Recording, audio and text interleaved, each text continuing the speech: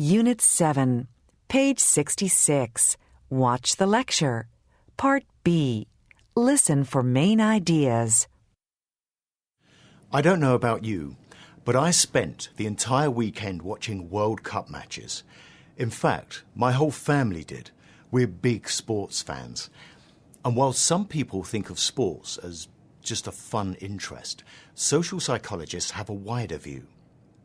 Many modern social psychologists say that watching sports and identifying with a particular player or team fulfills an important human need. This is the need to belong to a group and feel a sense of self-esteem. In other words, people may have a deeper social motivation for following sports. It's not just about watching a game. Today, we'll take a quick look at 5 broad reasons why people follow sports. And then we'll come back to this idea of belonging and self-esteem. Okay?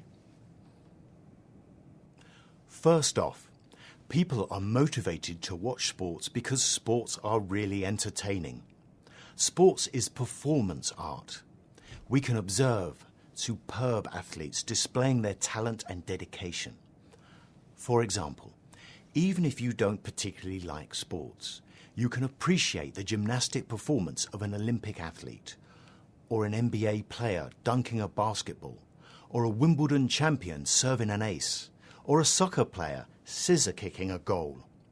The beauty of sports performances can be enchanting. The second motivation for following sports is our love of competition. Human beings are competitive. We love competition, a race, a contest. When we watch athletes playing competitive sports, we get a kind of indirect satisfaction. We feel as if we are also in the competition. Our blood pressure and hormone levels increase along with the athletes. The third motivation for following sports is our interest in drama. All human beings in all cultures love stories. Sports is a great source of storytelling because sports involve personal histories and struggles, relationships and rivalries. We want to see how these individuals succeed and how they respond to challenges. We also want to know about their lives outside the lines, their real lives when they're not performing. Now, there is a fourth motivation for watching sports. This is our desire to understand strategy. Games are interesting only if they involve some kind of problem-solving and decision-making. When we watch a sports event, like a soccer match at the World Cup, or even a chess match, we want to analyse the strategy of the players. We want to learn. What tactics do the players use? How do they try to get an advantage over their opponents? And the fifth thing that motivates people to become sports fans is the attraction of being part of a community. People become sports fans because that experience bonds them with others.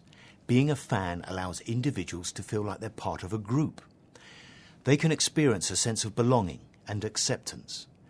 We definitely witness this at a national level, don't we? For example, at the Olympics, being a sports fan is a way for people to feel united as a nation. Fans feel a sense of triumph and glory simply when their national team competes. They love wearing the same colours, chanting and cheering with their group. It feels good.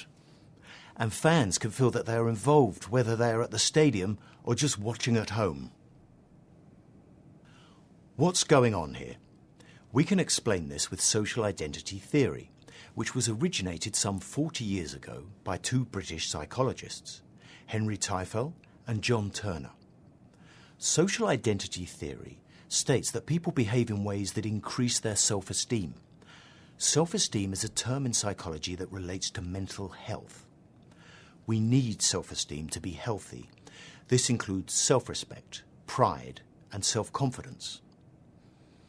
And being a sports fan is one way that people can boost their self-esteem. By associating or affiliating with a team, by wearing team colours, or by going to games and tracking wins and losses, fans feel that they are an integral part of something. They feel they're an important part of the team, part of a community. The team and the team community actually becomes an important part of the fan's self-identity. So when the team wins, it feels like a personal success. And, yes, when the team loses, it feels like a personal failure. But even when our team loses, we can still feel self-esteem because we remain loyal, dedicated members of our group. And like all fans everywhere, we keep hoping for future success. Are you with me so far? Well, here's an interesting aspect of fan affiliation. It has to do with how social media reinforces social identity theory. Fans tend to use social media, Facebook, Twitter, Instagram, YouTube, and so on, as a way of broadcasting and reinforcing their sense of belonging to a group. With social media, fans stay connected and share their commitment to the team, and it works both ways. Teams and players also post regularly on social media. This ongoing exchange keeps fans involved in the team community. So, to summarise, we've looked at 5 types of motivation for people to become sports fans: entertainment, competition, drama, strategy and community. We all have a human drive to be part of a group and to feel good about ourselves.